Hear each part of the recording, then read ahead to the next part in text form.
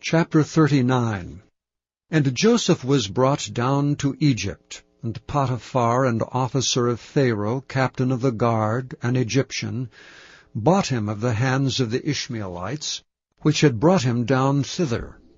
And the Lord was with Joseph, and he was a prosperous man, and he was in the house of his master the Egyptian. And his master saw that the Lord was with him, and that the Lord made all that he did to prosper in his hand. And Joseph found favor in his sight, and he served him. And he made him overseer over his house, and all that he had he put into his hand.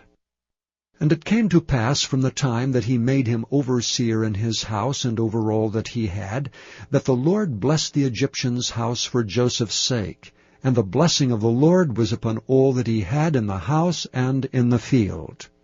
And he left all that he had in Joseph's hand, and he knew not aught he had, save the bread which he did eat. And Joseph was a goodly person and well favored. And it came to pass after these things, that his master's wife cast her eyes upon Joseph, and she said, Lie with me. But he refused, and said unto his master's wife, Behold, my master wotteth not what is with me in the house, and he hath committed all that he hath to my hand. There is none greater in this house than I, neither hath he kept back anything from me but thee, because thou art his wife. How then can I do this great wickedness, and sin against God? And it came to pass, as she spake to Joseph day by day, that he hearkened not unto her to lie by her, or to be with her. And it came to pass about this time, that Joseph went into the house to do his business, and there was none of the men of the house there within. And she caught him by his garment, saying, Lie with me. And he left his garment in her hand, and fled, and got him out. And it came to pass, when she saw that he had left his garment in her hand, and was fled forth, that she called unto the men of her house, and spake unto them, saying, See, he hath brought an Hebrew unto us to mock us.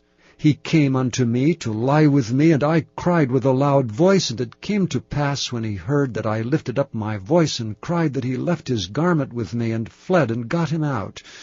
And she laid up his garment by her, until his Lord came home. And she spake unto him according to these words, saying, The Hebrew servant which thou hast brought unto us came in unto me to mock me.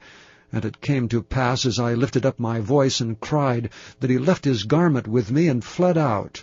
That came to pass, when his master heard the words of his wife, which she spake unto him, saying, After this manner did thy servant to me, that his wrath was kindled. And Joseph's master took him, and put him into the prison, a place where the king's prisoners were bound, and he was there in the prison.